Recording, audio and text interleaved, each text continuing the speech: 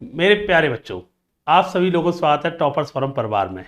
जैसा कि आप लोग सभी जानते हैं कि 2021 का एसएससी सीजीएल का फाइनल रिजल्ट आ गया है और मैंने जैसे आप लोगों से वादा किया था, जितने भी बच्चे हमारे सिलेक्ट हुए 2021 का, उनका मैं बहुत जल्दी इंटरव्यू लेके आया हूँ। तो मैंने और भी इससे पहले इंटरव्यू दिए थे और आज जिन्हें बुलाने जा रहा हूँ, आकृति शर्मा जिनका नाम है, जिन्होंने डब्ल्यू की पोस्ट लेके आई है। और एक हर एक स्टूडेंट का खासकर एसएससी में एक ड्रीम होता है कि यार डब्ल्यू की पोस्ट होनी चाहिए, है ना। असिस्टेंट अकाउंटेंट ऑफिसर पोस्ट आप जानते ही हैं, 4800 ग्रेड पे की जॉब होती है। और हर एक ड्रीम इसलिए होता है कि नो डाउट पैसे से लेकर के वैल्यू ऑफिसर पोस्ट होती है, सबसे बेस्ट जॉब होती है और टॉप रैंक के साथ इन्होंने अपनी पोस्ट हासिल की है। तो मैं आज उन्हीं का स्वागत करने वाला हूँ। तो आकृति शर्मा, आप इधर आइए, आपका स्वागत है। सबसे पहले तो आकृति जी की एक छोटी सी भेंट टॉपर्स फोरम परिवार की ओर से आपके लिए,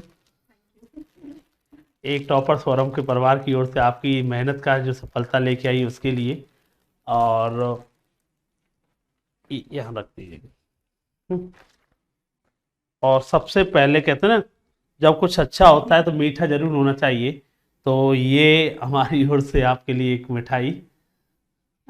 थैंक यू, थैंक यू बेटा। अब बात करते हैं भाई, आकृति शर्मा ने इतनी अच्छी मेहनत की। आप समझ सकते हो कि इसने जो रिजल्ट लेके आई है तो मेहनत कैसे की, ये इसी के द्वारा जानेंगे। और इसमें भी सबसे पहले आकृति शर्मा जी, आप पहले सबसे पहले आप एक छोटा सा परिचय दीजिए अपना, अपने दोस्त भाई जो भी है आपके देख रहे हैं उन्हें पता चले आपके बारे में। एक छोटा सा परिचय आप बताइए एक बार। जी सर। हेलो एवरीवन, मेरा नाम है आकृति शर्मा।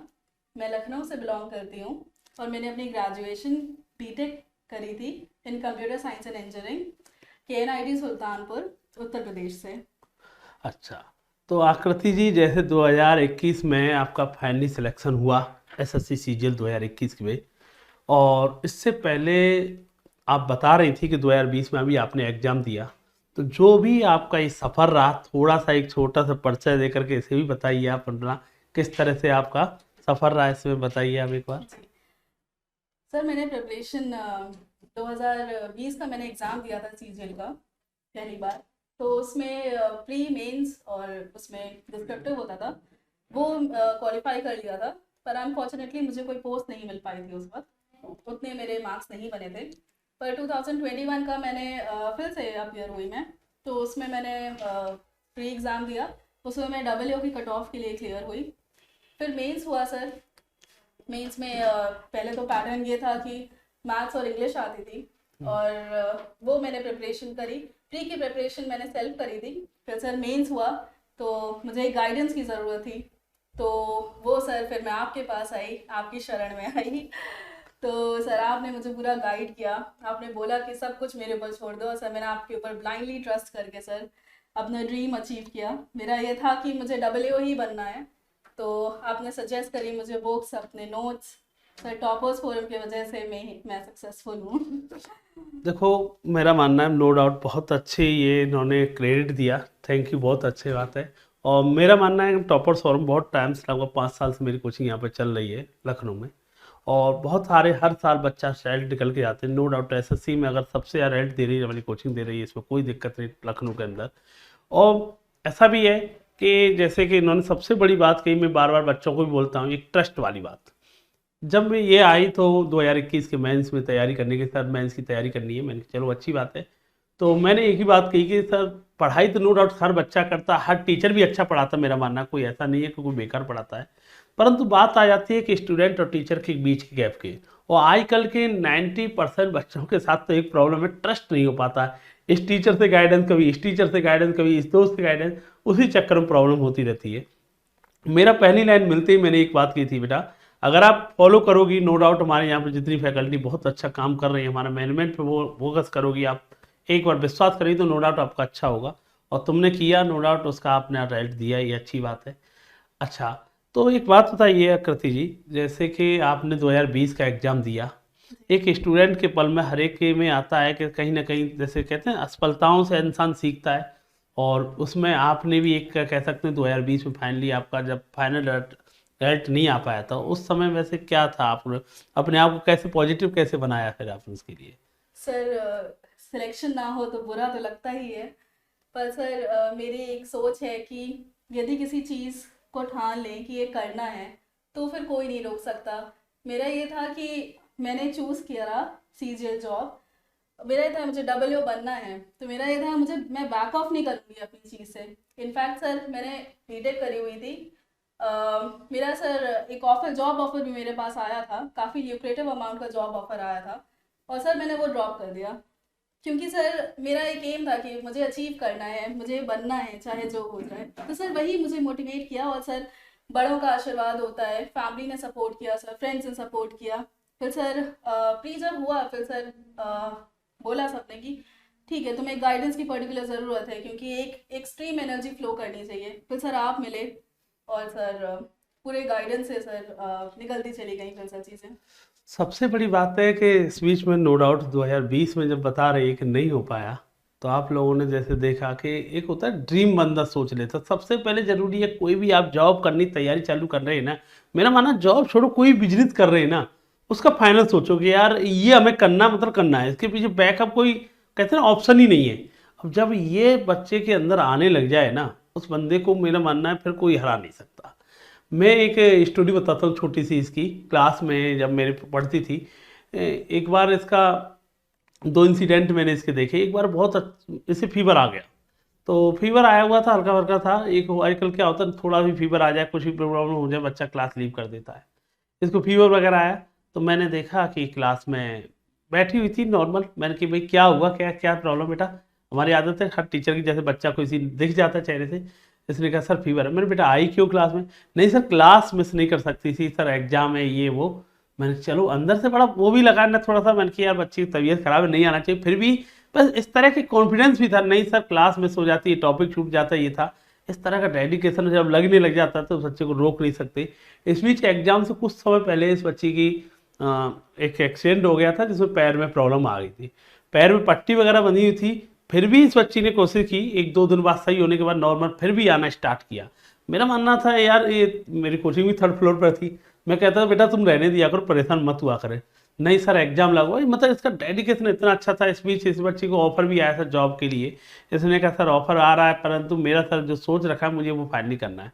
और मेरा मानना है जब इंसान जब सोच लेता है ना, कहते हैं कोई भी काम असंभव है ही नहीं ज़िंदगी में, इम्पॉसिबल कोई वर्ड है ही नहीं। वो तो उसके लिए हो जाता है, बहाने बनाने वाले के लिए तो 100 बहाने, असफलता वाले के लिए। और सफल इंसान से मिलोगे उसके पास 1000 चीज़ बताएगा पॉजिटिविटी के लिए। तो इसने सोच लिया था फाइनली करना है तो करना है। और ये क्लास में एक बात बोलती थी कि जैसे एक दो बार बातें हुई, मैंने कि कितने घंटे पढ़ाई कर रही है?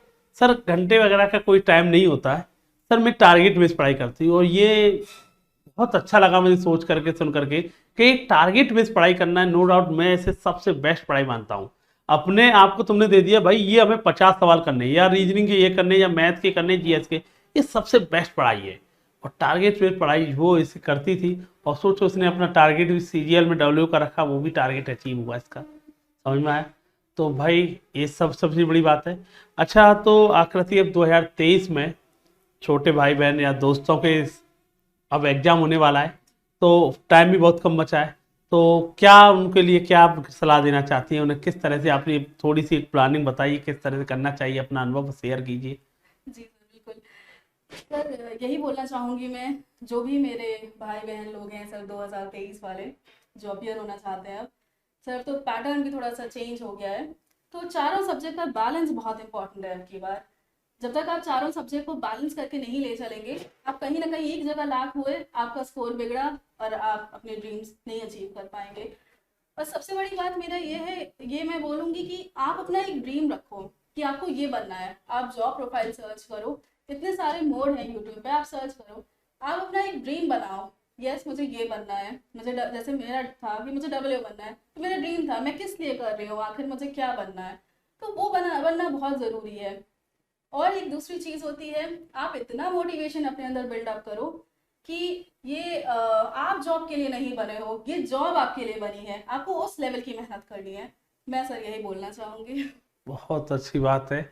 और मेरा मानना है ये तुम्हारी बातें छोटे भाई बहन दोस्तों के साथ पहुंचेंगी, और तुमसे हो सकता है कई सर कहते हैं ना, आपसे होंगे प्रेरित, वो भी आगे इस तरह तैयारी करेंगे। और तो सुना तुमने आकृति के द्वारा जो भी इसकी बातें थी आपको शेयर की। और मेरा मानना है कि सबसे बड़ी बात है, अपना एक ड्रीम है, बार बार वही बात है, ड्रीम एक फाइनल सोचिए और डेस्टिनेशन तक जाना है। बीच में प्रॉब्लम दुनिया के साथ आती है, तुम्हारे भी साथ आएंगे, इसमें क्या दिक्कत है, परंतु जो सोच लिया ना उसे खत्म करना है। स्टार्टिंग की है तो उसे फिनिश करना सीखिए। अब ये नहीं कि बीच में रुक जाना, ना ना, रुकेंगे क्यों, अब उसे फिनिश करना मतलब फिनिश करना ही है। और एक छोटी सी जॉब एक लेकर के साइड में कीजिए। और आगे भी अब जैसे कई बच्चे मिलते हैं, मैं तो ये भी बात हुई अभी इससे बात बैकअप में बात हो रही थी, ये नहीं कि यहीं पे फिनिश कर दिया सर, आगे भी आगे बढ़ना है, सिविल की तैयारी करना है। तो ये चीज़ होनी चाहिए हमेशा सीखने की, ये नहीं कि अपने आप को एक स्टॉप कर देना। और मेरा मानना है कि अंदर के हर एक के अंदर, तुम भी स्टूडेंट होते हैं, एसएससी वाले हुए चाहे कोई भी कांस्टेबल वाला कोई जॉब लेता है, क्षमता हर एक के अंदर होती है। आईएएस पीसीएस लेकर कोई भी जॉब आप अचीव कर सकते हो, बस अपनी विल पावर होनी चाहिए। और करता है बच्चा, मेरा मानना है। और मेरा मानना है सबसे बड़ा मोटिवेशन, मैं बार बार हर जगह हर क्लास हर यूट्यूब की क्लास में बोलता हूँ, जब भी मोटिवेशन की जरूरत पड़े ना, माँ बाप के बारे में सोचना स्टार्ट कर दिया करो। उनसे बड़ा मोटिवेशन दुनिया में मुझे नहीं लगता कोई है। मैं ये लाइन मेरी फिक्स है, और इसी लाइन को लेकर मैं खुद मोटिवेट होता हूँ, दूसरों को भी बोलता हूँ कि मोटिवेशन जब भी तुम्हें लगे ना, उनसे बड़ा मोटिवेशन कोई हो ही नहीं सकता। और सोचा करो कि आज ये सफलता हमें मिल गई है, आप जैसे इन बच्चों को जॉब मिलती जा रही है, अब पूछना आप रिलेटिव्स हुए, घर वाले में हुए, एक अलग वैल्यूकेशन हो जाती परिवार में, परिवार से लेके घर से लेके एक अलग फीलिंग आने लग जाती है, अपने आप को भी लगती है, सेल्फ रेस्पेक्ट वाली बात आती है ना, वो फील होने लग जाते हैं। और इसी मोटिवेशन के साथ पढ़िए। कोई वीडियो वगैरह किसी से मोटिवेशन नहीं हो सकते, आजकल देख लेते इसकी वीडियो देख ले इससे मोटिवेट, नहीं नहीं भाई, तू खुद अपने आप में एक मोटिवेशन है, जगा के तो देख। कहते हैं वो जामंत वाली बात है, हनुमान जी के अंदर पावर तो थी, पर तेरे अंदर ही पावर बहुत है भाई, इसे ढूंढ तो सही अपने अंदर। और बार बार एक ही चीज़ है कि एक गाइडेंस को फॉलो करना स्टार्ट कर दिए, ड्रीम अपना फाइनल कर लीजिए कि मुझे करना है तो करना है। इफ बट कंडीशन है नहीं, शुरुआत कर दिया, अब इस फिनिश करना है तो करना है। चलो, तो इसी शब्दों के साथ मैं अपनी वाणी को विराम देता हूँ। और फिर और बच्चे जिनके भी सिलेक्शन हुए उनसे बहुत जल्दी मुलाकात कराने वाला हूँ। और तुम देखते जाना, जितने भी हमारे यहाँ से बच्चे सिलेक्ट हुए वो आपने आकर के अपना जो भी उनके साथ रहे, जो भी इनके साथ कहानी रही है, और वो अपना शेयर करते और इनसे सीखा करो। एक अनुभव इनका जो शेयर होता है ना, एक कम से कम जो तुम अनुभव लोगे वो ऐसे छोटी सी बातों में आपको बता शेयर करते।